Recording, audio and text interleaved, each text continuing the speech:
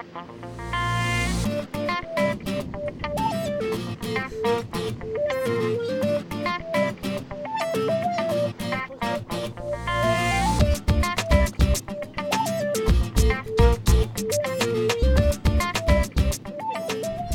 the first time I high jumped was in 7th grade, and I didn't like it, so I quit. And if it weren't for my summer track coach who talked me into trying the pentathlon, which the high jump is one of the events in there, I probably wouldn't have done it ever again.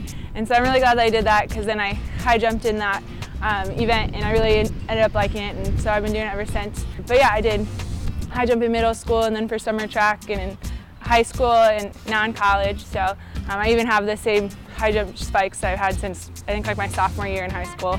I can't seem to get rid of them. They're really, really old and about to fall apart, but just have this last season left, so hopefully they last that long. Well, when I was being recruited as a multi-athlete to do the heptathlon, the pentathlon, and UCM was actually the only D2 school that I was looking at, and I found out about this school because of a girl from South Dakota, Annie Carlson, was on the team a couple years ago. She's actually national champion in the pentathlon, and I did summer track with her. She was on my junior Olympic track team.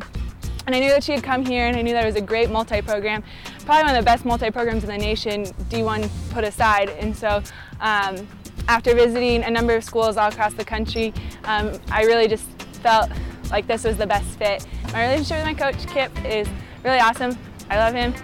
He's kind of like a big brother, like a dad. He's a friend, he's a coach, he's a little bit of everything. We like to have fun, we like to get lots of work done too, lots of inside jokes, and one of which is we like to pick up coins off the ground and give them to each other. It's kind of like a little superstitious good luck thing. Not that we really believe it does anything, but my sophomore year I had a lot of success in the high jump. I was undefeated the whole indoor season, and before one of the first meets that I PR'd at, I found a penny head side up on the ground, and I gave it to him, and I was like, Kip, I jumped high because of that penny. And so then after that, the next meet I found another penny, and so we just kept it going. And so it's really good if you find a nickel or even a dime or a quarter on the ground.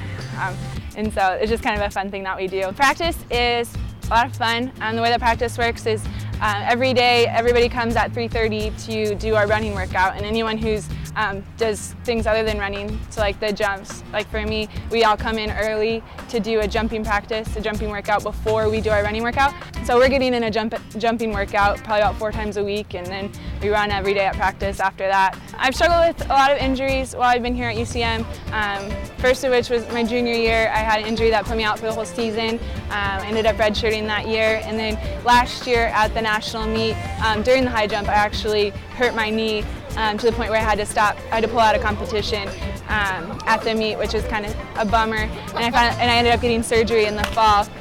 And really, what got me through both of those injuries is my faith in God, because if it weren't for my belief that God works everything together for the good of those who love Him, then I wouldn't have been able to stay strong and keep my head up during those times, and I definitely wouldn't have been able to come back as hard as I did afterwards. I'm definitely stronger than I've ever been now.